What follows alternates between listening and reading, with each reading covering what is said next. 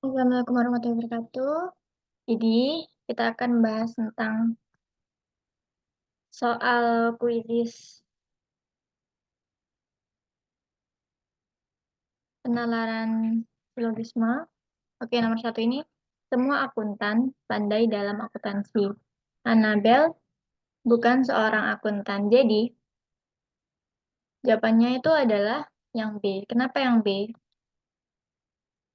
Nah, kenapa yang B? Karena ini kan dijelasin. Semua akuntan itu pandai akuntansi. Lah, Annabel itu bukan akuntan. Berarti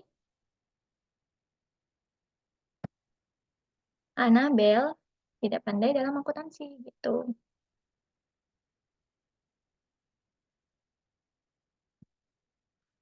Oke, lanjut.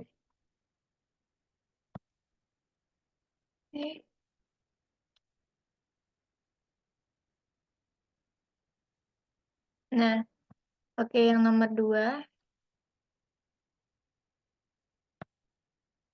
Yang nomor 2 ini tuh semua yang memabukkan adalah haram. Bir adalah minuman yang memabukkan. Jadi, bir itu apa? Bir itu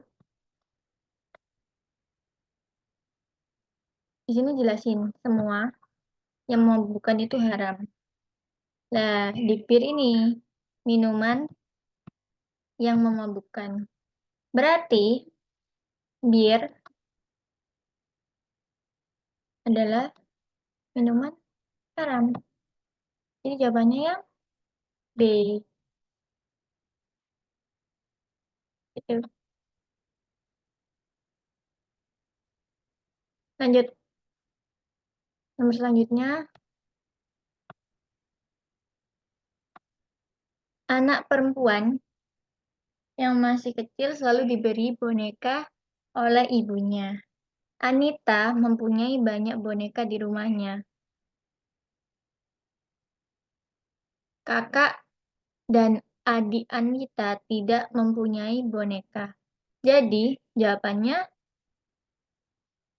yang D. Loh, kok bisa yang D? Ya, karena kan di sini dijelasin di awal, anak perempuan itu pasti diberikan boneka sama ibunya. Lah, Anita kan cewek nih. Pasti dia punya banyak boneka. Tapi kakak sama adiknya Anita ini tidak punya boneka. Ya berarti cowok. Gitu. Oke, next lanjut.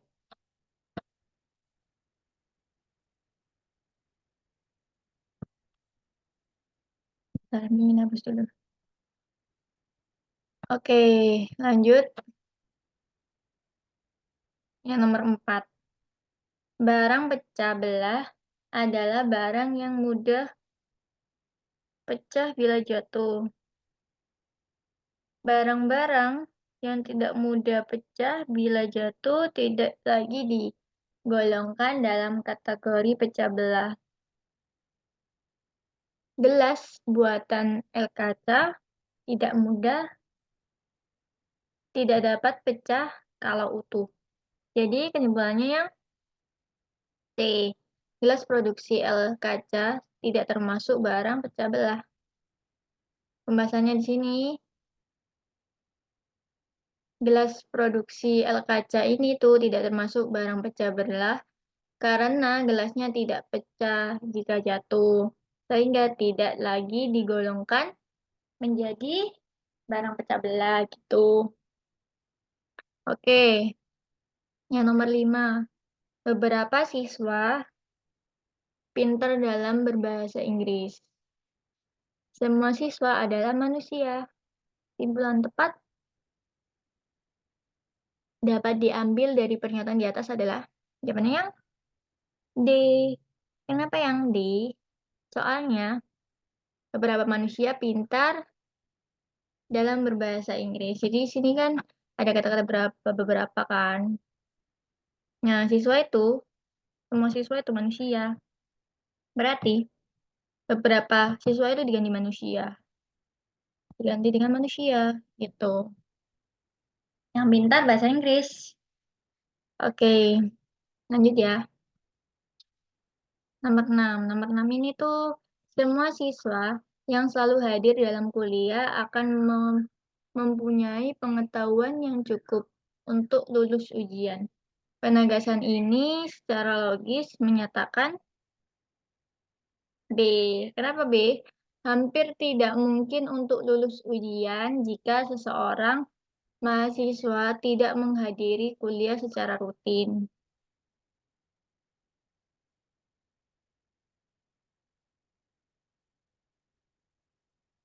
Jadi pernyataan tersebut itu berarti kebalikannya, yaitu hampir tidak mungkin untuk lulus ujian jika seorang mahasiswa tidak menghadiri kuliah secara rutin. Karena ini penegasan ini secara logis. Gitu ya. Oke, nomor 7. Siswa yang pandai dalam matematika lebih mudah belajar bahasa.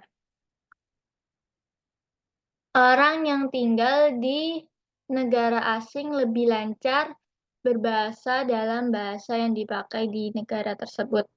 Albert lancar berbahasa Inggris. Kesimpulannya, jadi kesimpulannya itu adalah yang B. Kenapa yang B? Kita lihat bahasanya. Orang yang tinggal di negara asing,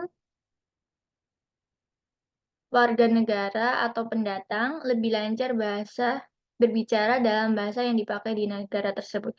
Jadi ada kemungkinan Albert pernah tinggal di Inggris sehingga dia bisa lancar dalam berbahasa Inggris gitu.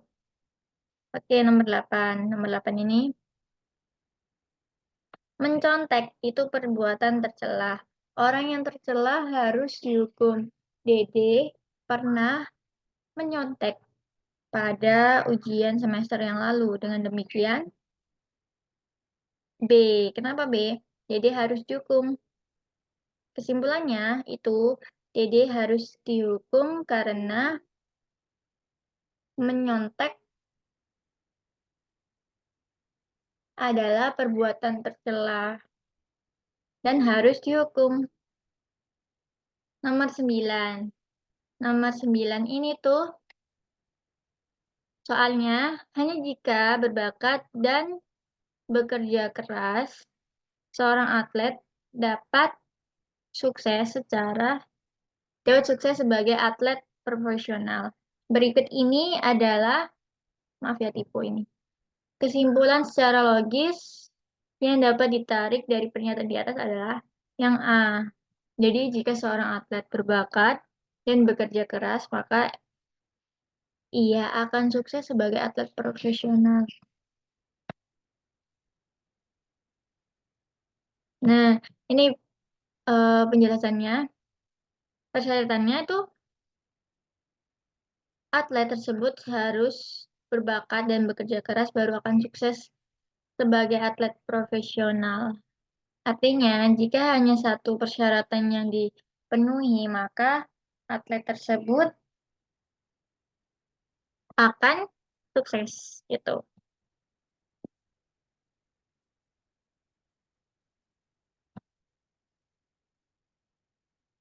Tidak semua penelitian tersebut terbukti kebenarannya. Sebagian penelitian tidak disertai dengan pengujian hipotesis. Dengan demikian, B. Jawabannya, karena sebagian hipotesis belum terbukti. Jadi kesimpulan di sini tuh sebagian hipotesis belum terbukti karena tidak semua hipotesis terbukti kebenarannya. Gitu. Oke, gitu aja pembahasan quizzes. See you next di quiz selanjutnya, guys. Assalamualaikum warahmatullahi wabarakatuh. Bisa ditanyakan di grup WA ya kalau kurang paham. Oke.